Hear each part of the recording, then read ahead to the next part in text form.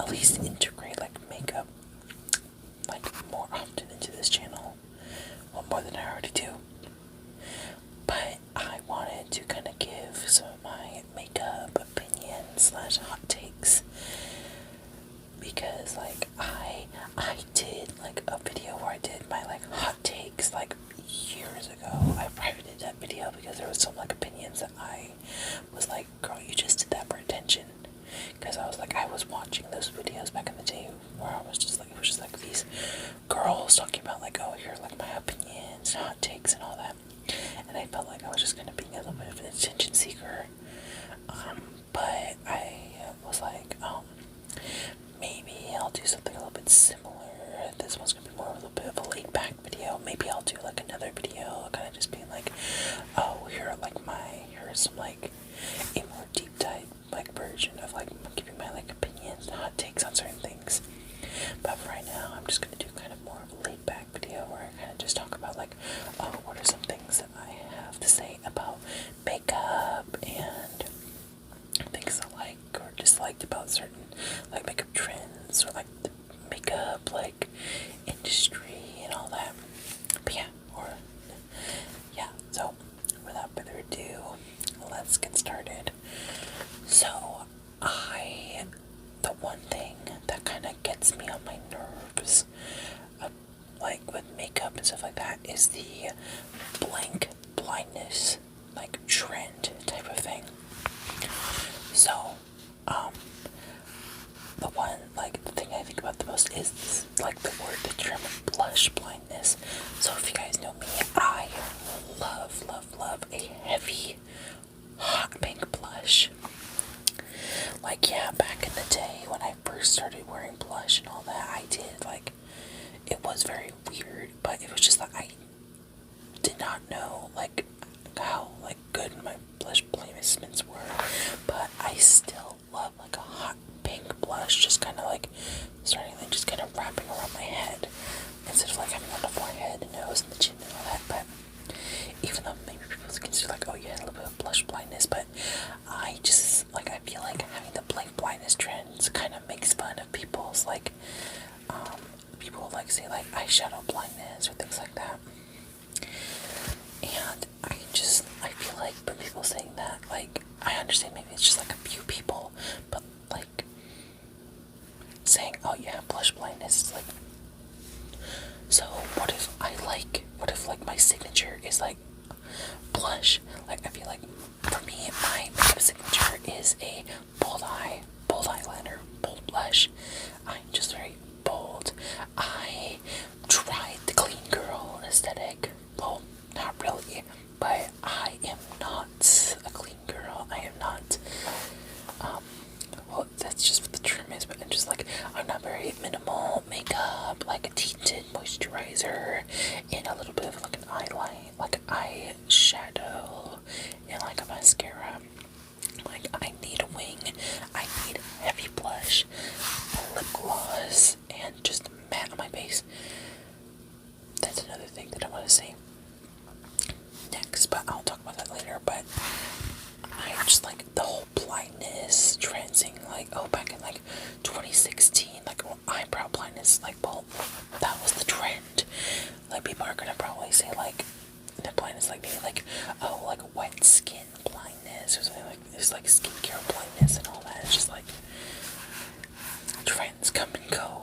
Like, I took a lot of my inspiration for my makeup from like a 2020 and like 2018 type of makeup, where it's just like really bold makeup. I am not one of those people that do like the clean makeup, a little bit of powder, and like a lot of just like wet skin. I am not a wet skin person. Just like, obviously, like, my skin looks nice now. It's because I just did my skincare routine. But when I do my makeup, I love matte skin. But yeah, and then what did I say last time? But yeah, next is I hate oily wet skin. I don't like, you can tastefully have a little bit of a glow, but when it's just like wet base, wet blush, wet eyes, wet everything, it just looks weird. Like, I can't do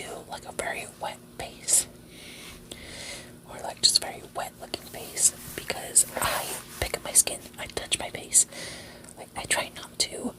Like, wearing makeup kind of helps me, like, not touch my face so much, but, like, I'll touch my face and, like, I don't want it to mess up, like, it just kind of slips and slides, so you're like, that's why I love using heavy amounts of powder, powder blush, powder bronzer, powder everything, just to make sure everything is locked in place, because I see people use, like, the lightest bit of powder, and use setting spray, be like, all done. It's like, no, it's only gonna set, like, those tiny pieces of your face. If you want your makeup to last, you need the powder. Like, I watched a Jackie, like, it was like a podcast that Jackie Aina was a part of, and she was talking about, like, oh, like, if you want your makeup to last, you need to go heavy. You need to feel the makeup. If you're wearing like a tinted BB cream and like a little bit of like eye gel or whatever, and like a little bit of clear mascara, or you're just wearing like nothing set with powder except maybe a little bit under the eyes, like people like they won't powder anything else but just under eyes. And it's just like making creases. Like, everyone has creases. That's the one. Also another thing that I'm annoyed with. Creases. People have creases. People are being like, oh, I want like smooth skin. Like, yeah, you can like smooth out your skin and all the parts, but like, you're gonna have creases. Like, I have creases. I have smile lines. I have under eye creases. I have a hooded eye. I'm gonna get creases. I have forehead wrinkles. I have all that stuff. But that's just what makes me human, is my creases. And that just annoys me. But like, going back to the wet skin thing, I just like, I need my skin, if I want my makeup to last, I need matte. I like matte. I like super wet, super like dewy makeup, because I'll just wear like matte powder, matte setting spray, matte everything. Like, I'll add shine where I need it. Like Nikki's tutorials, like she doesn't do like the dewy makeup, but she does like add highlight. Like, I love like a blinding highlight, but I won't wear like a dewy makeup. Like, I'll wear like a tinted like moisture, like my Super Crips tinted sunscreen, but I'll wear powder on top of that because I don't want like crazy amounts of coverage, or maybe like a short day at work and stuff like that, but I'll still wear powder just to make sure it's set, you know. But yeah, and then let's see, let me think. I feel like I don't like the whole clean beauty trend. I understand people wanting to be more like ingredient conscious, but if you look at the science behind like a lot of clean makeup, it's just kind of like, we need a lot of these people talking about like bad ingredients. You need these to be able to keep the makeup like from not molding. I think it was like Kosas, I don't know if it was like their concealer or something, but Kosas like posted about like, or I think it was like their eyeshadow palettes or something. I don't know, it was Kosas something. They one of their items, because they had like preservative free and it molded. I think it was like their concealer or foundation, it molded, and it was just like, you need those kinds of preservatives to be able to make sure your makeup doesn't last like less than like a box of raspberries that you bought 15 hours ago and they're already moldy. But yeah, like, I understand not wanting certain ingredients in products, but when you want to take out like a majority of ingredients that are actually very helpful to keeping a makeup product lasting longer than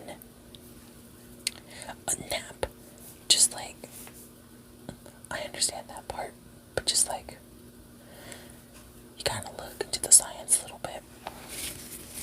I'm not like a scientist or anything, I'm just spouting off what I think. Like,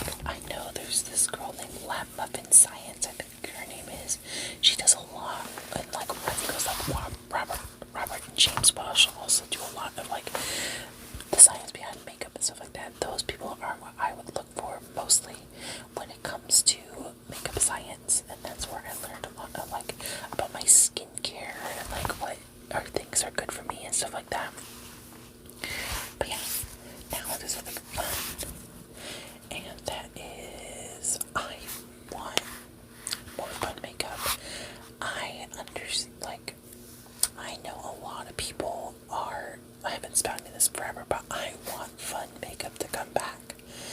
I think one of my favorite, brands is NYX, and NYX has been really one of the only, cheaper brands that has fun makeup, like their lip glosses, and, a lot of their other things, I feel like they're really fun. They have some, pretty, fun, innovative stuff, but I really want, really fun makeup to come back. I remember when I used to not do makeup, I would watch, videos, 2018, and there would be, a purple lipstick, and, color-changing lipstick, well, even though color-changing is still a thing, but, colorful lipstick, colorful eyeshadow, colorful everything, but now everything is the same, nudie, beige, pink, all that, and I think that's why, I think that this will move on to my next point, is that I'm gonna combine them, is that I feel like people have been really flocking to indie brands. I think indie brands have really stepped up to the plate when it comes to people's desires for makeup, because I think people have gave up on the huge brands. People have been moving to indie brands, people have been moving to K-beauty, or Korean beauty, if you don't know what K-beauty means, but just beauty outside of the US, where you have your beauty, your Blend Bunny, your Made by Mitchell, you have your Tears, you have all of these different brands that have made more innovative and more interesting products compared to L'Oreal and Maybelline, even dare I say e.l.f. sometimes. I love e.l.f. and I love these brands, but I have been really wanting to get more into indie brands, because there are so many indie brands that have such cool and amazing products. My favorite eyeshadow palette is the Blend Bunny Ellis Atlantis palette. That's one of the coolest palettes ever. And I think I haven't gotten excited for a palette like that since the Morphe X JC palette. I don't want to say his name, but if you know JC and if you're part of the makeup community, you'll know. But I love that palette. It's just so innovative and so fun. Yeah, it's a rainbow palette, but it's a rainbow palette with a story. It's just not a rainbow palette, but Blend Bunny does also have rainbow palettes, but it's just like Blend Bunny and Beauty Bay and all that. Oh, I think my light just died. Well, I'll finish this